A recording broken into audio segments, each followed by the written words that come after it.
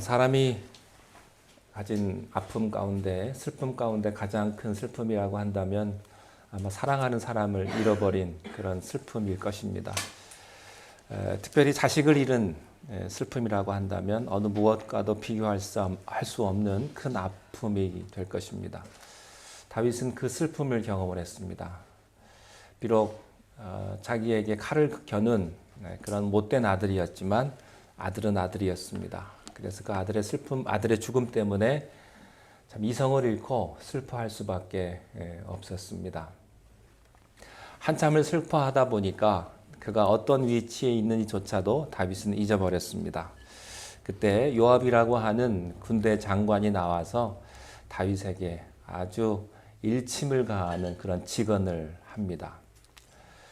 다윗은 그 모든 상황들을 알고 있었지만 그 슬픔이 너무나 컸기 때문에 어떻게 할 줄을 모르고 있었을 때에 그 요압의 말을 듣고 이제 정신을 차리고 이제 원래의 모습으로 돌아갔습니다. 그리고 이제 다시 왕의 자리로 가서 왕의 위치로 가서 그가 해야 될 그런 일들을 시작을 했습니다.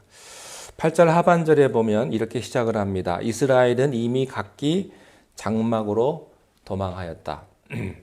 각기 장막으로 도망한 이스라엘 사람들은 누구냐면 압살롬의 반란군으로 와서 싸웠다가 대패하고 살아남아서 각자 자기의 고향으로 돌아간 사람들을 말합니다. 12지파의 땅으로 다 돌아간 이 사람들은 이 믿을 수 없는 패전의 소식을 다른 사람들에게 퍼뜨렸을 것이고 다윗 왕은 과연 신화와 같은 그런 전설이라고 하는 것을 모두가 다 알게 되었을 것입니다. 야, 정말로 다윗은 하나님과 함께하는 사람이구나. 다윗은 정말로 무너뜨릴 수 없는 하나님이 세운 하나님의 왕이구나. 하나님이 세운 왕이구나라고 사람들은 알게 되었을 것입니다. 그런데 그것과 동시에 모든 사람들에게 두려움의 마음들이 엄습했을 것입니다. 왜냐하면 복음의 역사에서 반역을 일으킨 사람들, 또 그 지역을 승리한 왕이 가만히 놔둔 경우는 없었기 때문이죠. 우리가 살아남을 수 있을까? 우리를 어떻게 할 것인가? 이런 걱정들이 막 들기 시작을 했습니다. 자, 9절 말씀 함께 읽겠습니다. 9절 시작. 이스라엘 모든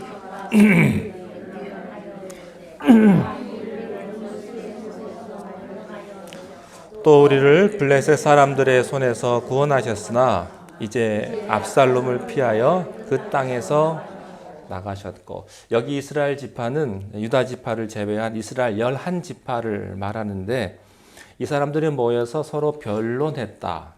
원어로 보면 서로 격렬하게 토론했다, 싸웠다, 다투었다, 이런 말입니다. 가짜 왕 압살롬이 죽고 나서 반란에 실패하게 되니까 전부 다 이 패닉에 빠졌습니다. 그런데 이성을 찾았습니다.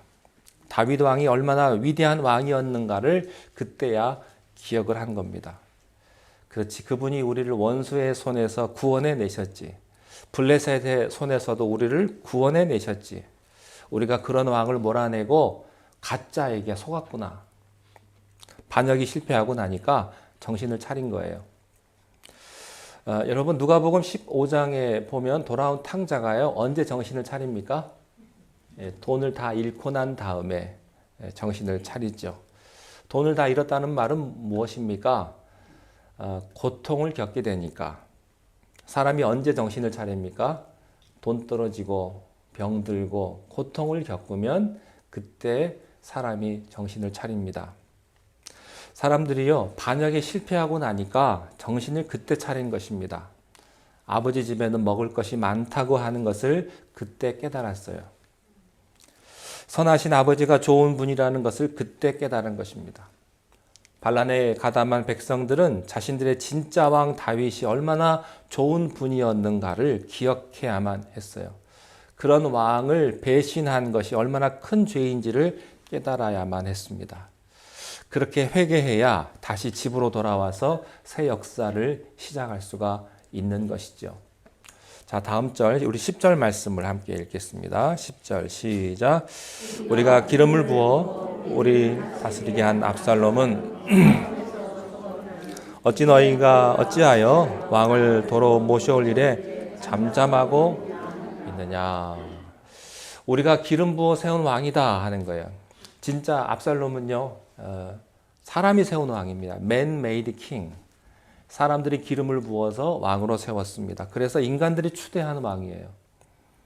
하나님이 기름 부어 세운 다윗 왕이 버젓이 있는데 인간들이 자기들의 왕을 세워서 하나님의 왕 다윗을 밀어낸 것입니다.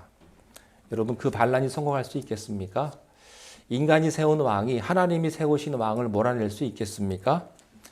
그들은 애초에 이길 수 없는 싸움을 한 것입니다.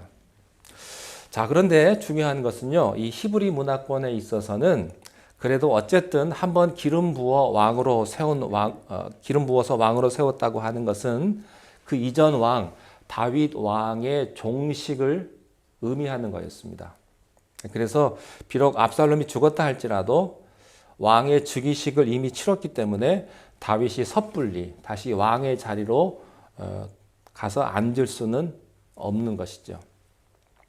따라서 다시 다윗이 예루살렘으로 복권하기 위해서는 압살롬의 기름 부음이 무효라고 하는, 그래서 다윗이 복권할 수 있는 그런 명분이 필요했습니다.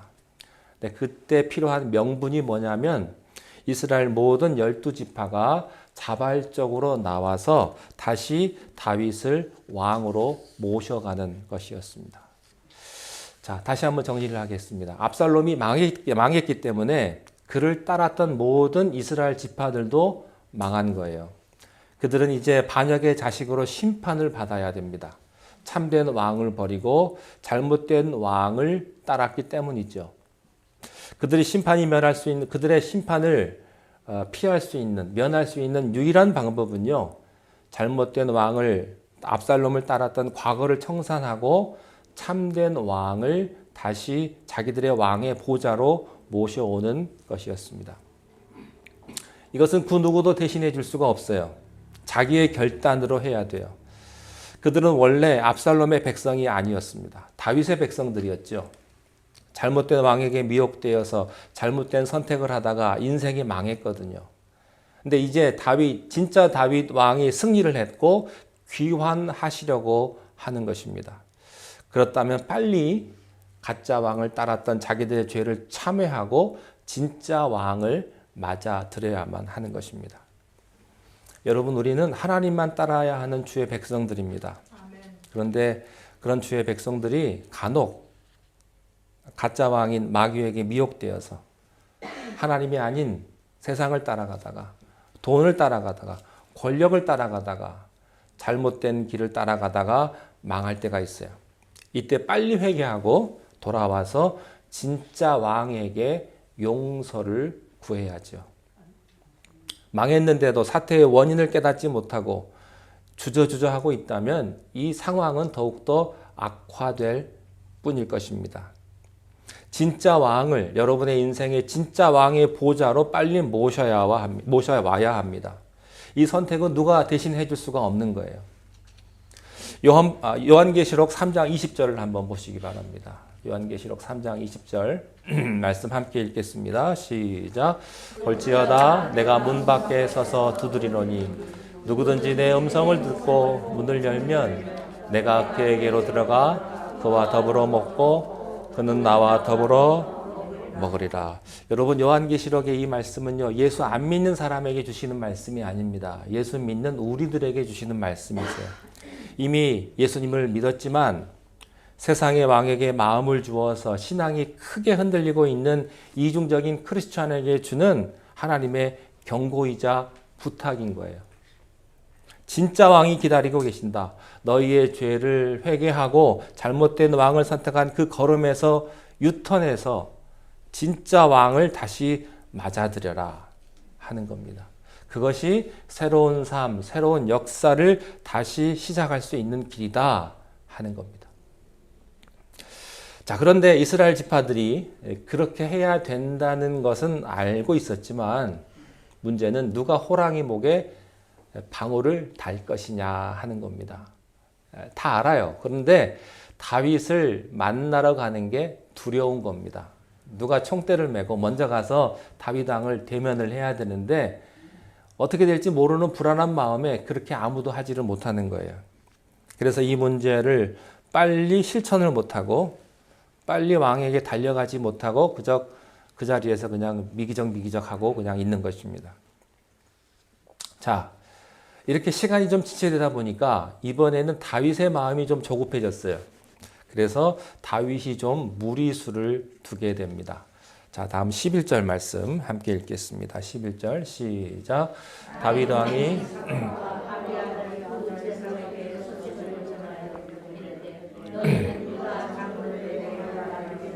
왕의 말씀이 온 이스라엘이 왕을 왕궁으로 도로 모셔오자 하는 말이 왕께 들렸거늘 너희는 어찌하여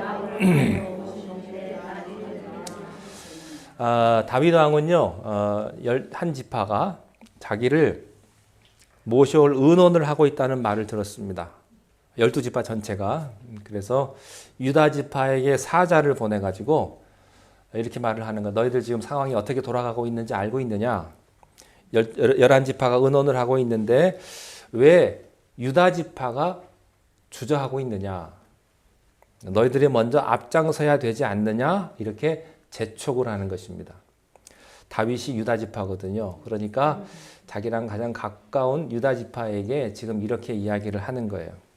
그래서 다윗 왕이 왕이 될 때도 오래전에 헤브론에서 먼저 유다 지파의 왕으로 추대가 되고 나서 그 다음에 유다 지파가 인구가 제일 많거든요. 그러니까 그 유다 지파의 힘으로 전체 이스라엘을 통일하고 통일 왕이 된 것이었습니다. 그런데 사악한 압살롬이요, 아버지의 루틴을 그대로 따라한 거예요. 그래서 아버지처럼 헤브론으로 가서 거기 유다 지파의 장로들을 먼저 장악을 하고 그 다음에 유다 지파의 왕으로 올라간 다음에 반란을 일으켜서 예루살렘 성으로 진격을 해갔던 것입니다. 그런데 생각을 해보십시오. 다윗의 입장에서 보면 유다 지파에 대한 배신감이 굉장히 컸을 겁니다. 같은 고향 사람이고 자기가 그렇게 했는데 그곳에서 자기가 커서 왕이 되었는데 게다가요 반란군의 사령관인 아마사도 사실은 유다 지파의 사람입니다. 그래서 아마 유다 지파 사람들은 이렇게 생각했을 거예요. 다윗이 절대로 우리를 용서하지 않을 거다. 그런 두려움이 있었던 것 같습니다. 근데 그것을 다윗이 알고 미리 다윗이 손을 내민 거였습니다. 다윗도 인간적인 배신감으로 생각을 하면 유다 지파를 포용하는 게 쉽지만은 않았을 겁니다. 그렇지만 어떡하겠어요? 자기 핏줄이고 또 인구도 제일 많고 또 수도 예루살렘이 그 영토 안에 있고 그래서 모든 유다를 다 적으로 돌리기는 어려웠던 것이죠. 유다를 제외하고 새 역사를 써나갈 수가 없었던 것입니다. 그래서 유다를 다 적극적으로 포용을 하는데 문제는 다윗이 여기서 조금 지나친 부분이 있습니다. 너무 인간적인 어필을 하는 겁니다. 자, 12절 넘어가서 읽겠습니다. 12절 시작. 너희는 내 형제요 내 구력이거늘 너희는 어찌하여 왕을 도로 모셔오는 일에 나중이 되리요 하셨다 하고 자, 다윗의 어필은요 하나님에 대한 언급이 아닙니다. 하나님께서 원하신다가 아니고 너 내 혈육 아니냐, 쉽게 말하면 우리 같은 고향 사람 아니냐, 같은 학교 출신 아니냐 이런 얘기하는 거예요. 네. 너 나를 밀어줘야지, 유다 지파인 나를 밀어줘야지 하면서 혈연에 호소하는 거예요. 그래서 당신들이 한때 압살롬에 혹해서 반란을 일으켰지만 내가 어찌 피를 나는 내 형제를 버리겠느냐. 나는 정치보복은 절대 안 할 거다. 지금 그런 의미로 이야기를 하고 있는 것입니다. 그러니까 안심해라. 그래서 너희들이 나의 예루살렘 환궁을 너희들이 주도적으로 추진을 하면 그래서 11지파가 다 함께 한다면 새 역사의 시작이 너희들에게 있지 않겠느냐. 너희들이 주도권을 행사하지 않겠느냐. 다윗이 이렇게 말한 거예요.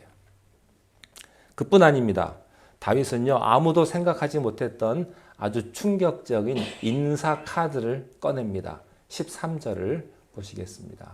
13절 시작. 너희는 또 아마사에게 이르기를 고르게 아니냐? 내가 요압을 이어서 항상 내 앞에서 지휘관이 되지 아니하면 하나님이 내게 벌 위에 벌을 내리시기를 바라노라. 와, 아마사가 누군지 아십니까? 누굽니까? 반란군의 군대 장관이었습니다.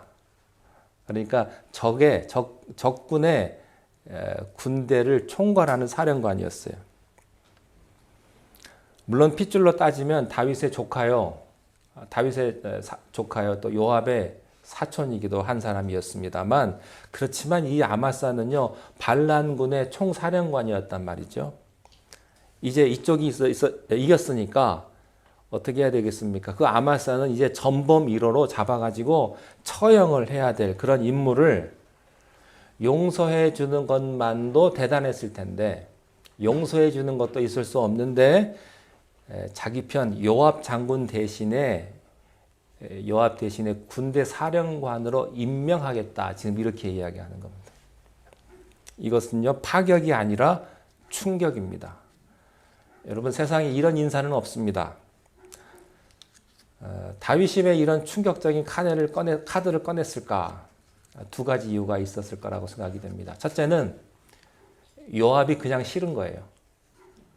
요압이, 자기 옆에 있던, 자기를 도왔던 요압이, 여러분, 요압이 어떻게 했습니까? 자기의 뜻을 어기고 압살롬을 잔인무도하게 죽이지 않았습니까?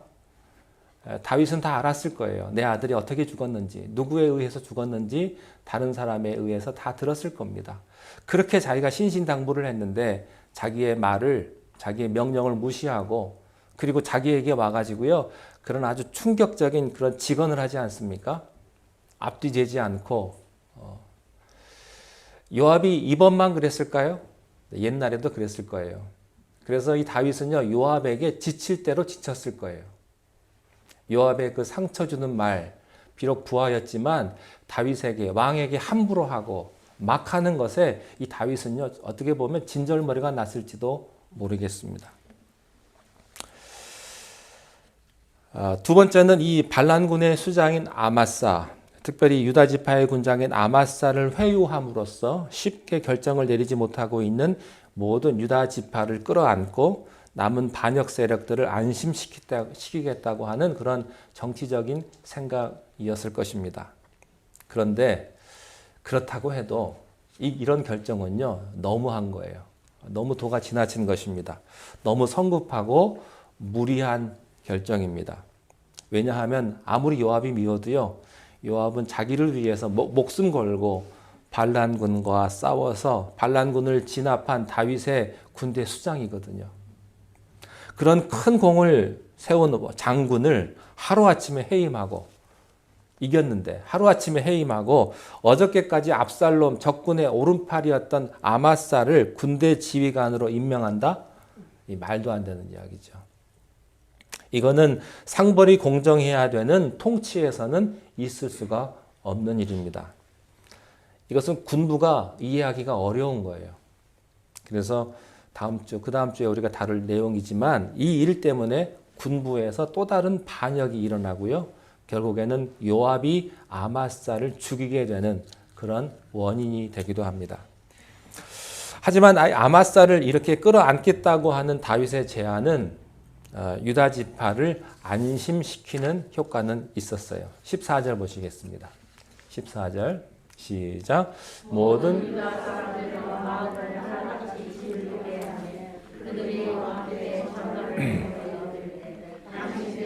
모든 부하들과 더불어 돌아오소서 한지라. 자, 그래서 일단 표면적으로는 유다 지파의 마음을 얻습니다. 그래서 그들이 주도적으로, 적극적으로 주도해가지고 왕의 환궁을 추진을 합니다. 그래서 다윗의 뜻대로 단편적으로는 이루어진 것 같은데, 이것은 다음 주부터 시작될 또 다른 분열의 단초가 되어버립니다. 사실 다윗이요, 자기의 환궁을 추진하고 싶었으면 유다 지파에게만 사신을 보내는 것이 아니라 다른 모든 11지파에게도 똑같이 사신을 보내가지고 다 함께 자기의 환궁을 추진하도록 그렇게 했어야 됩니다.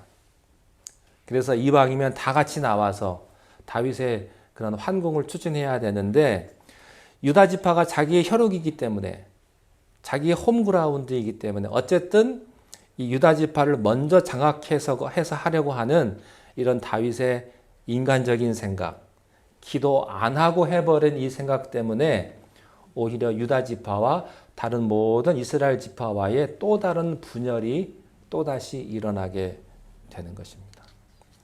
여러분, 다윗이요 얼마나 위대한 지도자입니까? 지금 나이도 먹을 만큼 먹었고 그 많은 위기에서도 하나님 앞에 광야에서 기도하며 여기까지 왔는데 다윗이 또 실수를 하는 거예요. 실수 안 할 것 같은데 또 합니다. 여러분, 사람이 능력 있고 경험 많고 나이가 많으면 실수 안 할까요? 안 해야지 하는데 또 실수해요. 그게 여러분의 모습이고 저의 모습이에요. 저는 이렇게 돌이켜보면요. 내가 이렇게 왜 했을까? 다음부터는 이렇게 하지 말아야지. 그렇게 마음을 먹어도 또 지나가 보면 똑같은 실수를 또 반복을 합니다. 사람은 어쩔 수가 없나 봐요. 계속해서 실수하고요. 계속해서 잘못하고요. 그래서 계속해서 회개해야 되고요. 그런 것 같아요. 다윗은 이 어려운 숙제를 풀기 위해서 하나님 앞에 기도하며 지혜를 구했어야 되는데 다윗이 그거 했다는 말이 없습니다. 빨리 예루살렘으로 돌아와서 왕권을 회복하겠다는 생각이 너무 급해가지고 그는 이 일을 너무 인간적인 방법으로 추진하다가 또 다른 문제들을 일으켜버린 거예요. 여러분, 그래서 우리가 하나님의 일을 할 때, 하나님의 뜻임을 확신할 때도 그것을 이루는 과정에서 기도를 많이 하셔야 합니다. 정말로 지혜가 필요해요. 여러분, 교회에서 무슨 일을 할 때도요, 항상 기도가 필요해요. 기도가. 좋은 일 할 때도. 어제 우리 교회에서 거라지 세일해서 수고들 많이 하셨는데 그뿐만 아니라 모든 일도요, 하나님의 일을 할 때는 기도하며 하나님 앞에 지혜를 구하고 그렇게 해야 되는 거예요. 왜냐하면 아무리 좋은 일도요, 사람의 감정이 들어가고 사람들끼리 모여서 함께 하다 보면 자기도 모르는 사이에 삐그덕삐그덕 할 수가 있거든요. 그래서 하나님의 도우심이 필요한 것입니다. 하나님의 뜻을 행할 때도 그 과정 하나하나에서 정말로 예민하거든요. 우리가 기도하고 하나님의 지혜를 구하지 않으면 일을 그르칠 때가 있습니다. 하나님의 일을 하면서 결국에는 뿔뿔이 흩어져 버리고 좋은 일을 하면서 싸우고 분열할 수도 있다고 하는 사실이에요. 자기의 생각으로 안 돼요. 하나님이 함께 하셔야 됩니다. 하나님이 중간에 다리를 놓아주셔야 되고요. 하나님이 인도해 주셔야 되는 것이죠. 자, 그런데 그런 실수가 있었습니다만 그럼에도 불구하고 그런 조급한 마음에 그런 무리수는 두었지만 어떻게든 예루살렘으로 돌아가려는 다윗 왕의 열정만큼은 높이 살 필요가 있습니다. 반란군을 물리친 다윗이 어떻게든 예루살렘으로 속히 돌아가고자 했습니다. 왜냐하면 왕이 있어야 할 곳은 바로 예루살렘이었기 때문입니다. 여러분도 여러분의 인생에 있어서 어떠한 일이 있어도 자기가 반드시 있어야 될 자리를 지키는 것은 너무나 중요합니다. 우리가 운동 경기만 봐도 그래요. 스포츠 할 때 모든 선수들은요, 자기들의 위치가 있어요. 자기들의 위치를 지키지 못하면 자기만 패할 뿐만 아니라 자기와 함께 했던 모든 사람들까지도 다 패배할 수밖에 없는 것입니다. 우리 인생에서 자기가 지켜야 될 자리, 서야 될 자리를 인생의 우선순위로, 절대 우선순위로 잡아서 딱 지키는 것. 여러분, 이것이 너무나도 중요한 거예요. 우리 아버지, 어머니들, 부모님들은요, 부모님으로서의 그 자리를 지키고 있어야 합니다. 어떤 힘든 일이 있어도 지키셔야 돼요. 교회에서도 마찬가지입니다. 우리 권사님, 집사님들이요, 아무리 힘들고 어려워도 그 자리를 딱 지키고 계셔야 이 모든 것들이 다 원만하게 돌아갈 수가 있는 거죠. 사실 예루살렘으로 돌아가면 수많은 문제들이 산적해 있어요. 예루살렘은 결코 편한 곳이 아닙니다. 돌아갈 예루살렘은 다윗이 수십 년 동안 평화롭게 다스려왔고 은혜스러운 그런 예루살렘이 아니에요. 압살롬의 반란군이 완전히 쑥대밭을 만들고 휘저버리고 간 그런 곳입니다. 그래서 거기 가서 회복하고 복구해야 될 일이 너무너무 많은 거예요. 예루살렘은 지금 은혜로운 데가 아니고 반란군으로 인해서 상처와 실패가 가득한 곳이 예루살렘이거든요. 아직도 도시 어느 곳에 또 정부 조직 어느 곳에 반란군의 자녀 세력들이 남아있다가 다윗을 노릴지 아무도 알 수가 없는 일입니다. 불안한 곳이에요. 사실은 예루살렘은. 수많은 사람들이 반란군 편에 붙었기 때문에 이제 다시 돌아가서 그 가운데서 옥석을 가리고 누구를 벌하고 또 누구를 믿고 사람을 쓸지 알 수가 없어요. 굉장히 복잡한 것이 지금 예루살렘 상황입니다. 그런데도 다윗은 그 예루살렘으로 돌아가기를 원했습니다. 이게 훌륭한 점이에요. 사실 역사의 다른 왕들 같으면 자기가 피신한 곳에 왕궁을 세우고 야, 그거 골치 아프다. 나 여기서 다시 시작할게. 여기다가 다시 지어라. 그렇게 할 수 있어요. 그렇지만 다윗은 그렇지 않았습니다.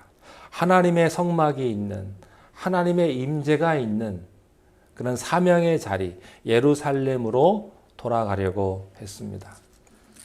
여러분, 이것이 중요합니다. 자기 편한 걸 따지면 그럴 필요가 없죠.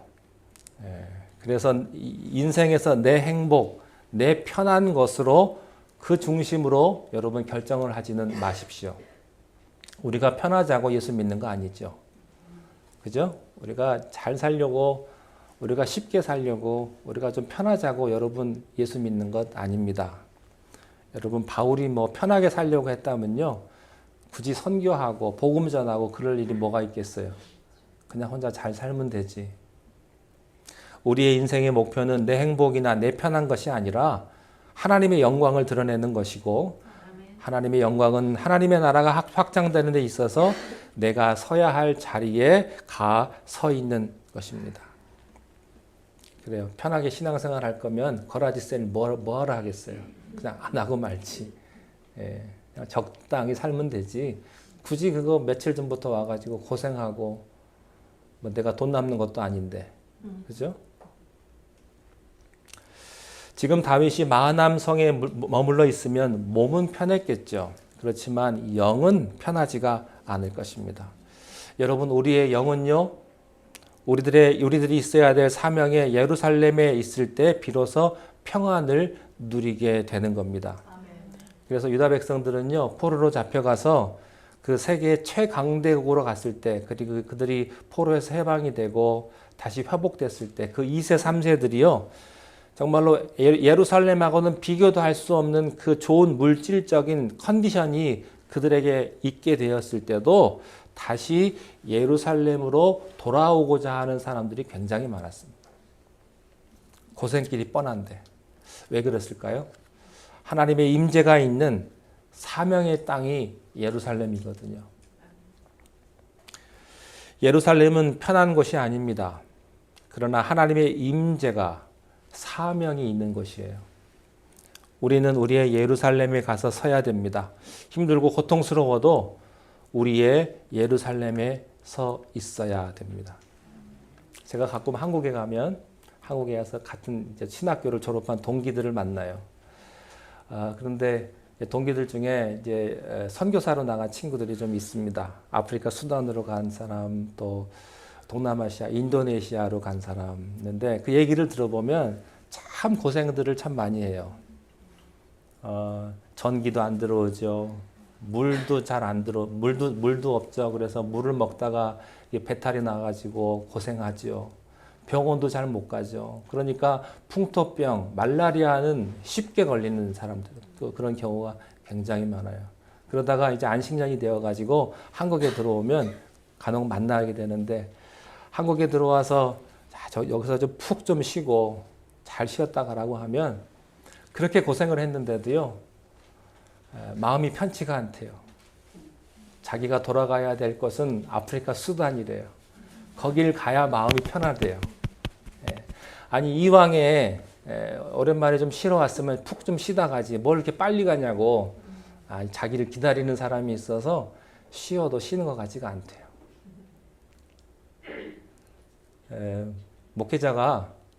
목사님이 목회하다가 죽을 것 같이 힘들어가지고 이제 목사 그만두겠다, 목회 그만두겠다라고 쉬시는 분들이 가끔 있거든요.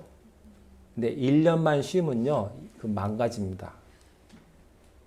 목사님들은 힘들어 죽어도 목회해야 돼요. 예, 그래야 마음이 편해요. 예, 제가 한국 가서 한 몇 주 있으면요, 제가 마음이 절대 안 편합니다. 예, 빨리 가야지, 빨리 가서 강단에 서야지, 그런 생각이 들어요. 여러분 교회도 마찬가지죠. 여러분들 교회 오면 이 사람 저 사람 만나고 이리 부딪히고 저리 부딪히다 보면 내가 떠나야지 이런 마음 들 때가 굉장히 많죠. 자주 있을 거예요. 그런데 떠나보세요. 그게 행복하지가 않아요. 힘들고 어려워도 부딪혀야 되고요. 몸은 힘들지라도 그곳에 계셔야 여러분의 영혼이 편한 거예요. 다윗은 예루살렘에 있어야 되는 왕이었습니다. 우리는 어떠한 일이 있어도 우리의 예루살렘으로 돌아가야 합니다. 물론 편하고 쉬운 자리는 아니에요. 거기에는 영광과 상처와 또 실패도 있는 곳인데 그곳에 서서 나라의 왕으로 경영할 때 다윗이 다윗 되는 것입니다. 우리에게도 하나님께서 주신 사명의 자리 예루살렘이 있습니다. 어딜까요? 먼저 여러분의 가정이 예루살렘이죠. 예, 여러분의 가정을 지키셔야 합니다. 너무 신앙생활 열심히 하시는 분들은 가정을 내팽개치고 교회를 하시는 분이 있는데 저는 그거 반대입니다. 절대 여러분 가정에 설거지가 남아있을 상태에서 교회 오지 마십시오. 먼저 다 집안일 다 하시고 교회 오십시오. 설거지가 잔뜩 쌓아있는데 나 하나님한테 은혜 받으러 간다고 가면 집에 남아있는 사람이 은혜가 안 됩니다. 집안일을 잘 돌봐야죠. 제가 이런 말씀 드릴 때마다 고민이 되지만 갈등이 되지만 드릴 말씀은 드려야 될 것 같아요. 교회가 먼저냐 가정이 먼저냐? 죄송합니다만 가정이 먼저예요. 물론 교회도 가정만큼 중요합니다만 너무 교회에 빠지신 분들은요, 가정을 내팽개치고 교회를 하시는 분들이 있는데 절대 그러면 안 돼요. 하나님도 원치 않으실 거예요. 여러분 교회도 예루살렘이죠. 성가대, 또 구역장, 또 음식 준비하는 것. 힘들죠. 왜 안 힘들겠어요. 그래서 너무 힘드니까 가끔씩 안 하고 싶고 때려치고도 싶죠. 그래서 실제로 때려치기도 하고 네, 그렇습니다. 그렇지만 정말로 관두면 행복하지 않아요. 행복하지 않아요. 여러분의 예루살렘으로 돌아가야 합니다. 힘들어도 다시 돌아가서 그것을 지킬 때 희한하게 성령의 박동 소리를 여러분들이 느끼실 거예요. 아, 이게 뭐지? 이게 뭐지? 내가 힘들고 어려울 때 버티고 버텼더니 이런 기쁨이 있구나. 네, 그런 거예요. 상처와 실패가 있었던 자리인데 사명의 자리로 돌아가면 돌아간 사람에게만 느낄 수 있는 하나님의 은혜가 있어요. 세상의 언어로 설명할 수 없는 선한 능력이 그때부터 내게 임하기 시작을 하고 눈에 빛이 반짝반짝거리기 시작을 하고 여러분은 진짜 살아있음을 느끼게 될 것입니다. 여러분 무리수를 써서 다윗처럼 무리수를 써서라도 어떻게 해서든 예루살렘으로 돌아가겠다고 하는 이 열망, 하나님이 주신 사명의 자리로 반드시 가서 내가 쓰러져 죽더라도 거기서 죽겠다고 하는 그런 마음을 여러분들이 가지고 사신다면 하나님께서 다윗에게 주셨던 그런 은혜와 축복을 여러분에게도 허락하실 줄로 믿습니다. 아멘. 기도하겠습니다. 하나님, 우리가 있어야 될 곳, 하나님이 주신 사명의 자리에 가 있게 하시고 우리가 날마다 하늘을 바라보며 이 땅에서 승리하며 살아가는 하나님의 백성들이 다 되게 하여 주시옵소서. 예수님의 이름으로 기도하옵나이다. 아멘.